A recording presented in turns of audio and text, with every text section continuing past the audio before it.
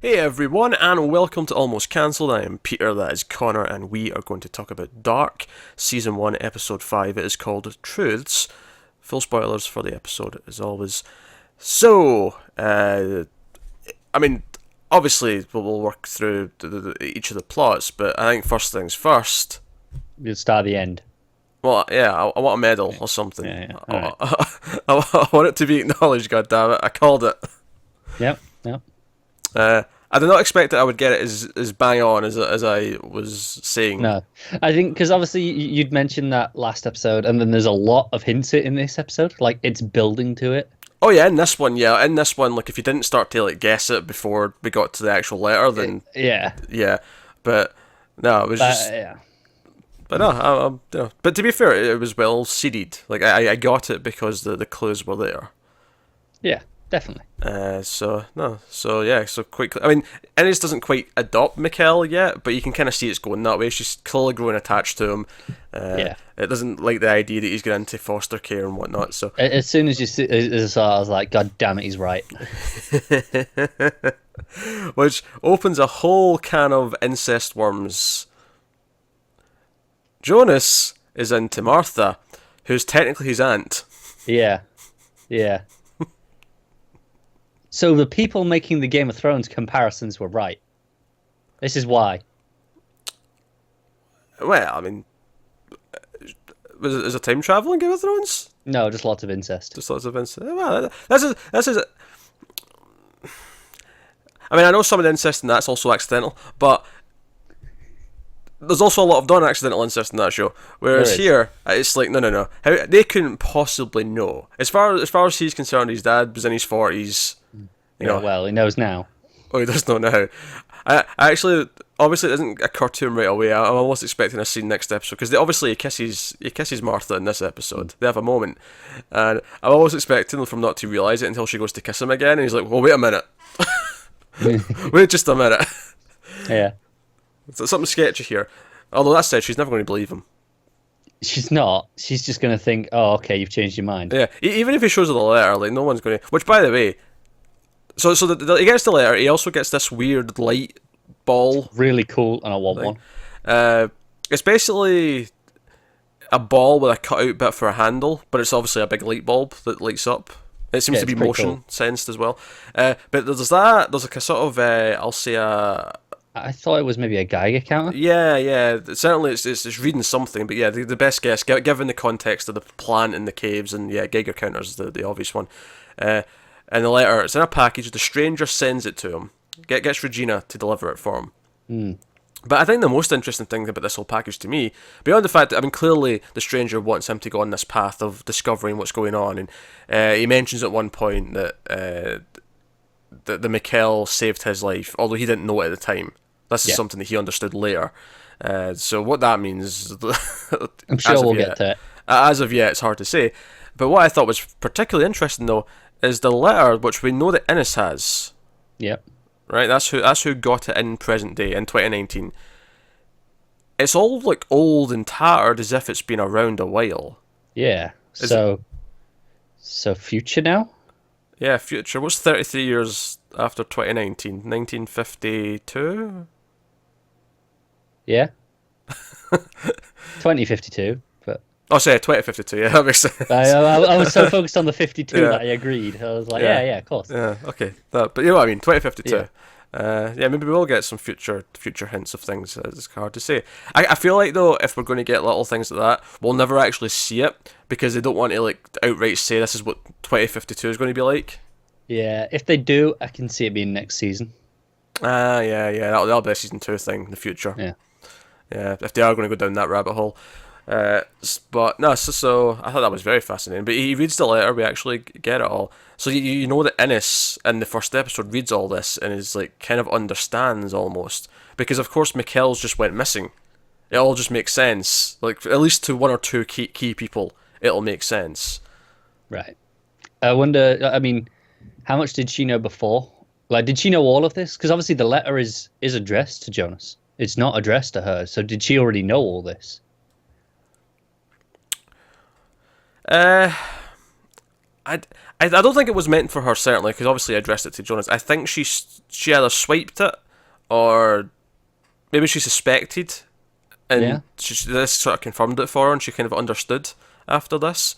But you have to imagine, if Ennis sees Mikkel running around in 2019, she's going to notice that, wait a minute, that looks a lot like the little boy that I took in, back in the 80s. And this is the thing. He always said to her in the 80s that he's from the future. So, Yeah, you know. he always did. I mean, hell, even Hannah surely should be looking at, like, she knows Ulrich. Surely she's seen Mikkel. Surely she should at some point go, wait a minute, like, I met you outside the hospital. It in depends how much 1986. they play it, because they're playing up this deja vu angle a lot.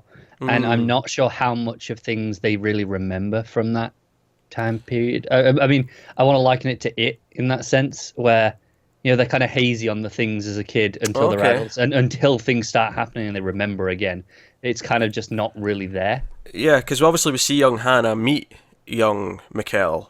Yes. And she says she likes magic or something like that, and he's like, well, and obviously we've been having this Harry Houdini thing since the first Yeah. episode that he's into magic, and he's like, he does a little trick, makes the bottle cap switch hands, and she's like, oh, I like you, future boy. It's like, oh, is this how they meet? Is this like the start of this relationship? Because we see that she's actually kind of bummed out because Ulrich and Katharina are getting closer and seem to be more of a thing.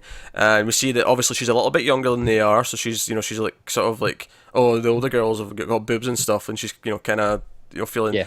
Of course, it leads her down a really bizarre. I did not see this happening, because obviously in present day we see that she's getting a bit unhealthily obsessed, I'll say, with Ulrich. She's showing up, she's calling him a lot, but then she shows up to his house, talks to Katharina, is like, oh, I brought some food because you're probably not in the mood to cook right now. Yeah, no shit. Yeah. But of course, there's that great, because you know what, I'll give them credit. Like, love triangles usually, I know they shit out at me, but I can't deny there was tension when Ulrich walked in the room, and he's like, It oh, was. And Hannah. you get Catherine, she knows. yeah, she's Just looking that around. whole time, she's like, I know what's going on here. Yeah, look- Even when she shows up and she just, she gives her the food and then she just stands there. She's like, do you want to come in? Yeah, okay. Yeah, those eyes were looking around the room. She was, yeah, she's onto something. I feel like she suspected something before this. Yeah, possibly. But Ulrich's all, like, because she sort of wrangles her way into a lift home, and Ulrich's like, don't call me, leave me alone, get out the car. Very stern, very no. Because we see that he's actually feeling guilty, because he admits it to Charlotte. Not who it is, but he's like, I've been cheating on my wife, and I became a cop. We even suggested that he became a cop to do things right, because he believed that all the cops back in his day were And were he horrible. basically just said it word for word.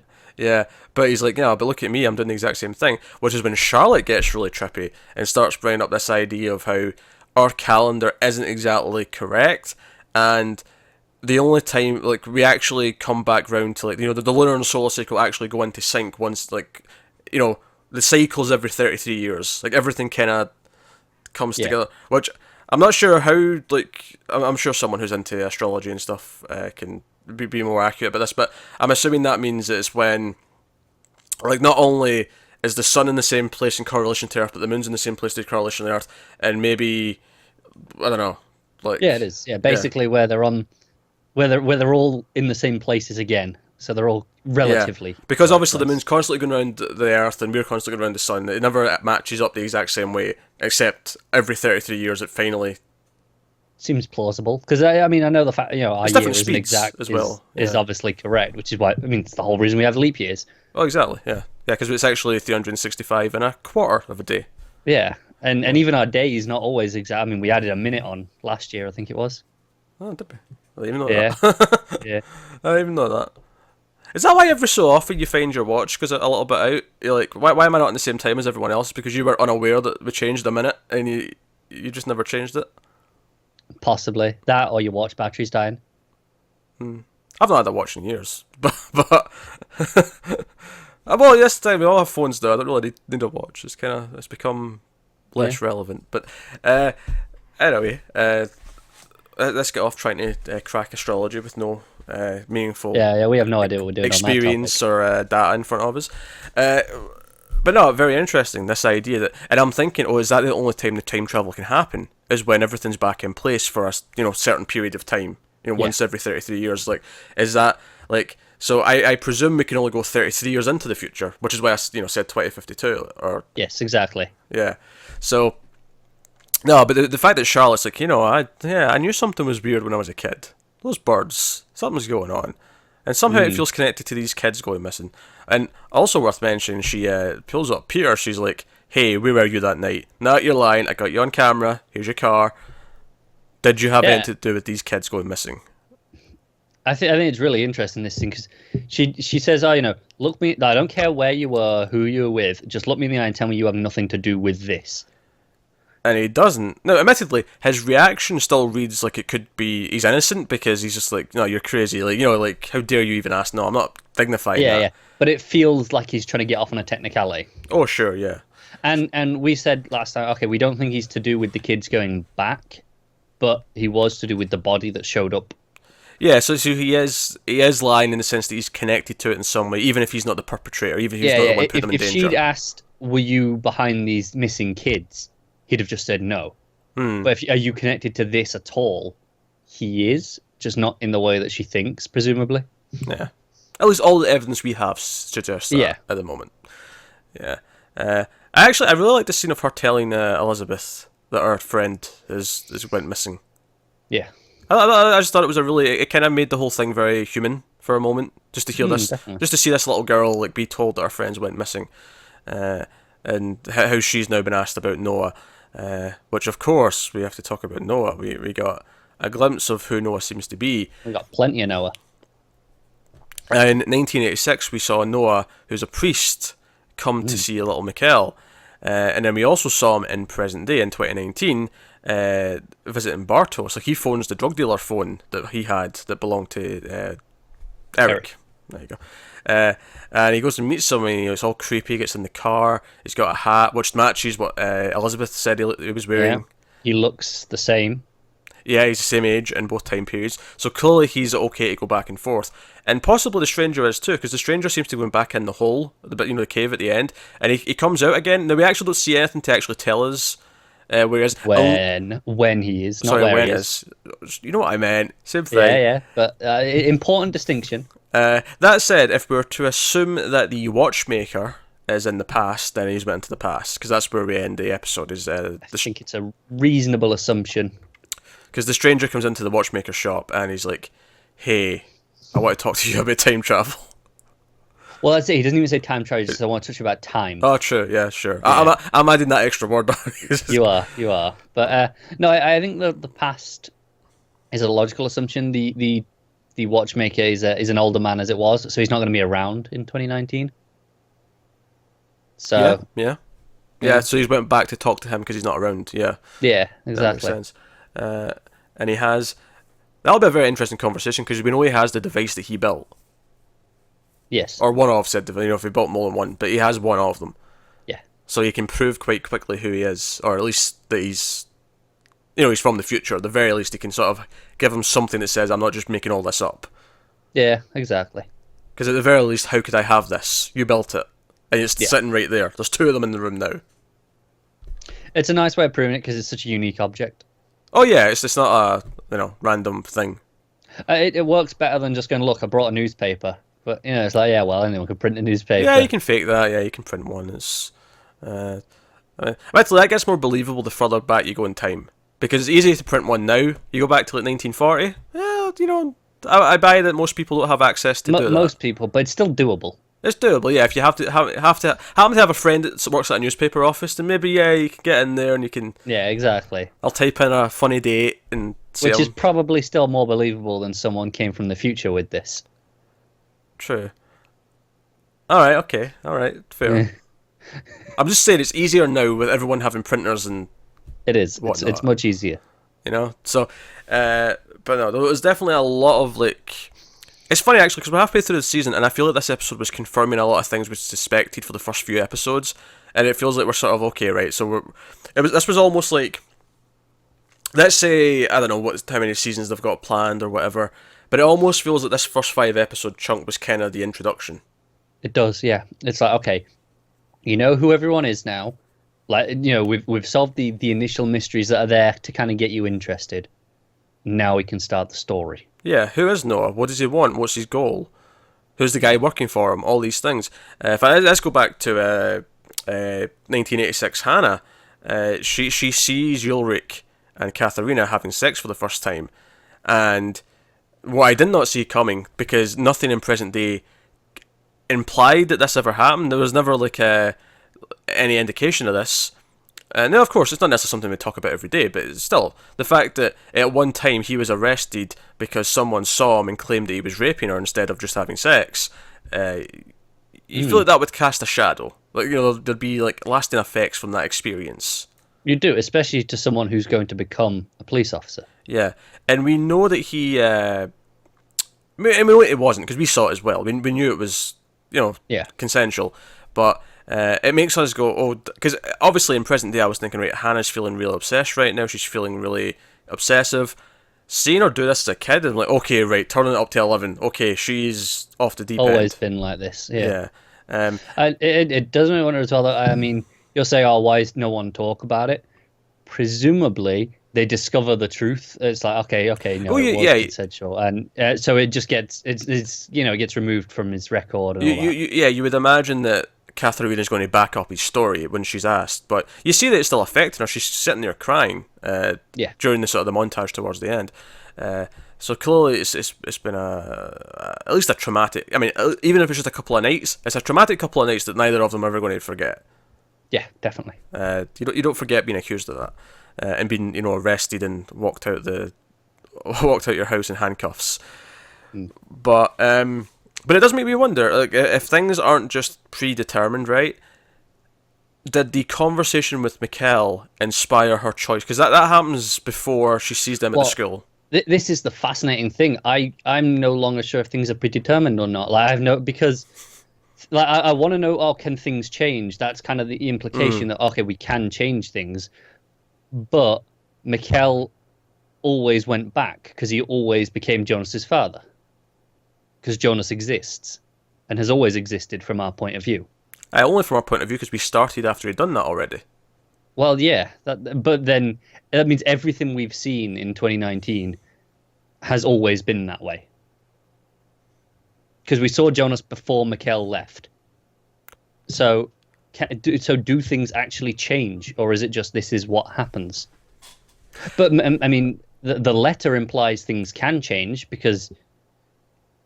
he says, oh, no, you can't open it till after this point because I have to go back to the past, essentially. Well, yeah, because he knows if he doesn't go back, if he changes things, he'll never go back and his son will never be born. So it's almost But I disagree that things always happen this way, though, necessarily. Okay. Because there had to be a first time. A first time where he went back and this all happened. And then once Michael realised that, if he doesn't go, if young Mikkel does not go back, and that means his son will never be born, he made a conscious choice to make sure it still happened. No, that's a classic time travel paradox, though, isn't it? Where it's like, okay, is it always a circle? That was there a first time, or was there just a case of this just happened this way?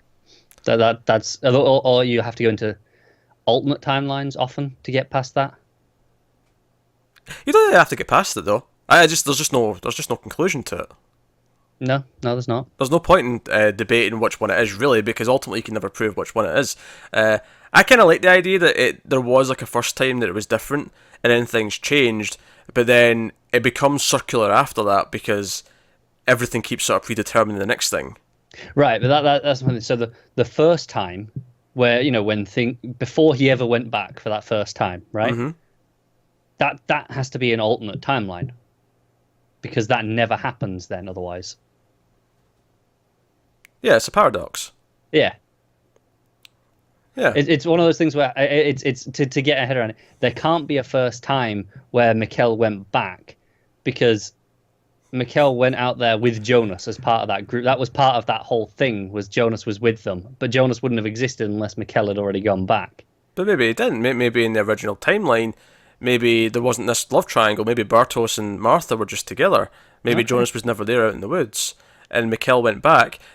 Who's to say that Noah's not manipulating things? Maybe Noah's the reason why anything wonky started happening in the first place. Oh, that's possible. Was there something he didn't like about the world that when he discovered he could do this and go back through this door, this place in the cave, Like, did he start to manipulate things to try and get things the way he wants them in some way? Yeah, could be. It's, it's interesting. Time travel is always confusing, though. You can never actually nail down an exact set of rules, because ultimately you always find a paradox somewhere in some capacity. Definitely. Unless you just go outright saying that branches of timelines start to evolve. Unless that's the route they specifically go down, though, I never want to actually use that. No, to that's explain always anything. the last case scenario, isn't it?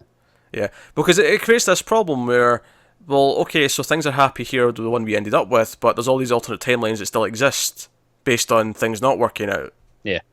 So it's not necessarily that satisfying unless the show is designed to actually revolve around that idea. And I don't think it is. I think a lot of time travel to me is about breaking the loop and believing that you can break the loop. Yeah. And I feel like, to me, at least so far, that's what this show seems to be about. No, that's fair. That's what I'm getting from it anyway. I mean, maybe I could be completely wrong. They might throw, but I got McKill to Michael, so I'm taking that win. Yeah, you can have that one. I'm taking that win. I'm not taking that away from you. Yeah, good. So no. I will say that it's been a very focused episode, which because I was a little bit worried early on when it started like cutting between 1986 and to 2019. Yeah, and I was like, especially when we had all the split screen going on at the start. And I was like, oh god, is this going to be like cutting around like so many characters over two timelines? But luckily, what it did is that it stayed very focused. It was really only Ulrich's family and Hannah's family in both time periods. It stuck pretty closely to just those specific sets of characters. Yeah. It obviously you got little things from other family members in present day, but the flashback stuff, and again, flashback's a weird word to use when it's kind of a flat circle. But all the 86 stuff, like it focused very well on one or two specific plot lines that fed into what was going on in present day. So it does. Yeah, there's no direct plot link to a lot of them, but thematically they're linked with like Hannah's obsession with Ulrich. Exactly, and there's also this nice little touch as well. Where we see every so often we just get a glimpse of the past. We see Charlotte's obsessed with the murder board, and it just you see the police officer from '86. That was one of the touches I really liked. When Ulrich's saying why he became a police officer, and he talks about how the person in charge, he was drunk, doing everything wrong.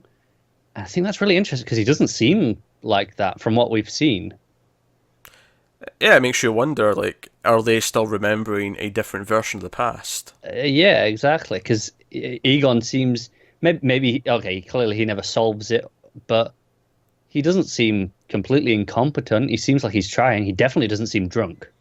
But that said, that could literally just be Ulrich's interpretation of him. It could be, yeah. Because we know he didn't like him, so this could just be him like writing him off, projecting him onto it. Yeah. So it's hard to say in that sense, but we're definitely getting a lot of moving pieces coming together. Obviously, we had this scene as well with the stranger actually visiting Jonas and talking to him briefly. Very interesting scene. That's where we got the whole conversation about his father saving his life, because he says that much to him. He doesn't get specific. He doesn't reveal that he's been sending him stuff or anything like that. But he does say that he knew his father and his father saved his life, even though he wasn't aware of that at the time. So I'm really curious as to like what Mikkel does in the past to save him. Yeah. And my question is, when he saves him, is he an adult? Because obviously we are suspecting he time travels. Is he an adult when a younger Mikkel saves him, or is he younger in '86? I feel like because of the way he said, I didn't realise it at the time, but he saved me. I don't know what age he was at the time, but I think the stranger didn't know about time travel yet. Yeah, no, that sounds about right. This was maybe the start of how he learned about time travel, was with whatever Mikkel did to save him. Whether Mikkel, accidentally saved him, whether he intentionally goes out of his way to save him. I almost feel like it's probably when Mikkel's still a kid, and it's just like a knock-on effect that. That he didn't even ever realise. Like, maybe the stranger's not supposed to exist, but because Mikkel's back in time, he actually saves him, and because of that, it changes a lot of things, and it has ripples and affects things. I think it's really interesting. It'll be to see how directly. Like, is it, he stopped me getting hit by a car, or is it more just he gave him a little prod, like, oh, hey, don't do this, or just Yeah, something like that. turn left instead of right. Just Yeah. something as simple as thematically as that. I could see it being that kind of thing. Yeah. And again, either one of those would be: does Mikkel know he's saving someone's life, or is it just a conversation to him? Because obviously, he has knowledge of certain things, but he's not going to know specific people. Don't go this to this place this time. But he might say, oh, there's X thing is going to happen on that day. And this person says he's going there. It's like, okay, like if it's a big event. It makes me wonder if we'll get like some like maybe this is the reason why it starts in 2019. Do we get some like 2017, 2018 stuff where we see what it was like when Michael was alive and he met young Mikkel and other characters were with young Mikkel, and like did Innes realize that that's who that was? Like, do we get some of those moments? Even if the point is to say that no one recognized him because of timey-wimey deja vu or whatever. I don't know. I don't think it will show us any other year. I think it's going to be very, very specific in its 33 years, and we're only going to see within those cycles. Okay, I can see that. I can see him just not wanting to break it from a thematic point. Oh, I get it. Yeah, like I say, I don't think we'll get any time travel to those years. We just see. Yeah, I mean it's possible, but I don't think they will. Just to keep the theme going. Yeah, maybe. I really want just this idea of like, especially Innes, because she specifically saw him as a kid. Yeah. Raised him, and then. But you also want to see Michael interact with himself. Yeah, a little bit. Like, does he give him like the inspiration to like is a chance interaction with him is what turns him on to liking magic, for example? Is that is he the really like doting family uncle sort of thing? Like not like actual uncle, those close, because these families are all relatively close. Maybe like he was like, yeah, okay, here's some presents, it's like, and he gave him like a little magic set for a birthday or something. Also, Hannah was having an affair with Jonas's grandfather. Just to keep these themes going. Yes. But no, it's, like I say, very interesting web entanglement of things that could possibly come of these things. It's just a case of what way do they want to explore with them, what do they want to do with them. But no, I'm into it. I'm digging it, and I think Bartos is up to no good. I feel like whatever he's doing next, because obviously he's annoyed that Jonas never shows up. He's going to be more annoyed when he finds out that he stole his girlfriend. Well, yeah. Then again, he'll probably be cheering when he realizes that they're related. And that's the thing. Does he find out? The predictable thing that'll happen is Martha will break up with Bartos and say, "No, I'm going to be with Jonas," and then Jonas is like, "Oh no, we can't do this anymore." But then it's too late already. That said, Hannah's not very healthy and very obsessive. Maybe she's passed on some of those unwanted traits to Jonas, and he's just like, you know what? Screw it. Life's short. I think it's funny that that they're all interested in that fact. Like Hannah was interested in Ulrich, and then Mikkel, just interested in that family. I think it all kind of plays in, even just the core ideas of the show. I think that simple Houdini trick where he moves the one thing, whether it's the bottle cap in the hand or the cups with the whatever he used in the first episode. I think it's almost just like a sort of like this is what the entire show is. It's like something moving from one timeline to the other, and it makes me wonder though, because obviously the whole point of that trick is there's a distraction. Yeah, so it's not magic. It's just an illusion. I'm waiting for this show to reveal something. I don't know what it's going to be. Yeah, there's going to be a bigger twist, and we've been so focused on going, oh, okay, who's Mikkel? Figuring out that, and the Noah. We're going to focus on that now. What's it distracting us from? Yeah. I have no idea what it is, but I agree. It feels like it's setting us up for some haymaker later in the season. Yeah, no, I agree. I can see that. But anyway, that's episode 5 of Dark. Pretty good. Yeah, really good. So let us know what you thought of this episode in the comments below. Like, subscribe, all that stuff. Get us on the Twitters at mailed_fuzz for channel updates. If you want to support the channel, head over to patreon.com/mailfuzztv. You can do that over there. But otherwise, that is us. So thank you once again for watching, guys. Keep watching TV. Have you got any vanilla?